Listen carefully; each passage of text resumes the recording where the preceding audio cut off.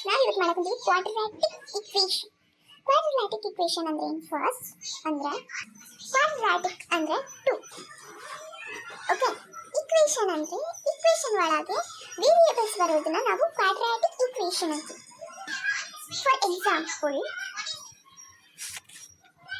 2x plus 3y equals to 0. ಈ variables ಬರೋದನ್ನ ನಾವು equation ಅಂತೀವಿ. ಓಕೆ, ಇದೆಲ್ಲ ಸೇರಿಸಿದ್ರೆ ಈಕ್ವೇಷನ್ ಅದನ್ನ ನಾವು ಈಕ್ವೇಷನ್ ಅಂತ ಕರಿತೀವಿ. Okay, clear? ಇದರೊಳಗೆ ಮತ್ತೆ ಇನ್ನೊಂದು ಬರೋದು ನಮಗೆ ಈ format ax square plus bx plus c equals to 0. ಈ ಫಾರ್ಮಾಗೆ ನಿಮಗೆ ಬರುತ್ತೆ ಈಕ್ವಲ್ಸ್ ಟು 0. ನಾನು ನಿಮಗೆ ಅರ್ಥ ಮಾಡಿಸ್ತೀನಿ ಹೆಂಗಂತ. ಫಸ್ಟ್ ಡೆವಲಪ್ ಮಾಡ್ಕೊಂಡಿರೋಣ. Okay, next.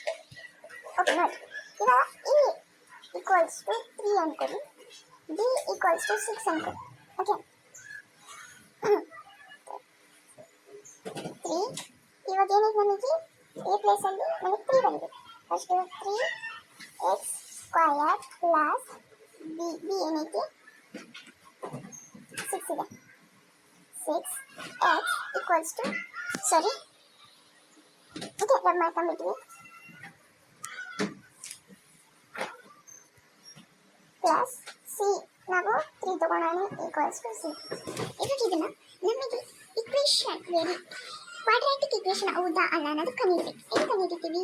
ಇದರಿಂದ ನಾವು ಕಂಡುಹಿಡಿತೀವಿ ಎಕ್ಸ್ ಸ್ಕ್ವಯರ್ ಇದ್ರೆ ನಮಗೆ ಕ್ವಾಡ್ರಾಟಿಕ್ ಈಕ್ವೇಷನ್ ಅಂತ.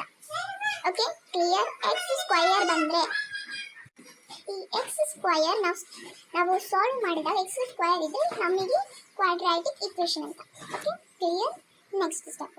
ನೆಕ್ಸ್ಟ್ ನೋಡಿದ್ರೆ ನಮಗೆ ಇದರಿಂದ ನಾವು ಇವಾಗ ಸಾಲ್ವ್ ಮಾಡೋ ಪ್ರಾಬ್ಲಮ್ಸ್ ಹೆಂಗೆ ಸಾಲ್ವ್ ಮಾಡಬೇಕು ಅನ್ನೋದನ್ನು ನೋಡೋಣ. ಯಾವಾಗ ನಮಗೆ ಇದ್ರ ಪಟ್ಟಿ ನಾವು ಏನು ಮಾಡಬೇಕು? ಈ ಈಕ್ವೇಷನ್ ಇಂದ ನಮಗೆ ಯಾವಾಗ ಸಾಲ್ವ್ ಪ್ರಾಬ್ಲಮ್ಸ್ ಅನ್ನೋದು ಬರುತ್ತೆ, ಈ ಈಕ್ವೇಷನ್ ಇಂದನೇ ನೀವು ಸಾಲ್ವ್ ಮಾಡಬೇಕಾಗುತ್ತೆ. ಓಕೆ ಫ್ರೆಂಡ್ಸ್, ನೋಡಿದ್ರಲ್ಲ, ಇದು ನಮ್ಮದು ಇಂಟ್ರೊಡಕ್ಷನ್ ಆಫ್ ಈಕ್ವೇಷನ್. ಇನ್ನು ಮುಂದೆ ಭಾಳ ಐತಿ. ಇನ್ನು ಮುಂದೆ ಕೂಡ ನಿಮಗೆ ನಾನು ಇಂಟ್ರೊಡಕ್ಷನ್ ಕೊಡ್ತೀನಿ. ಅವಾಗವರೆಗೂ ಬಾಯ್. ಸಬ್ಸ್ಕ್ರೈಬ್.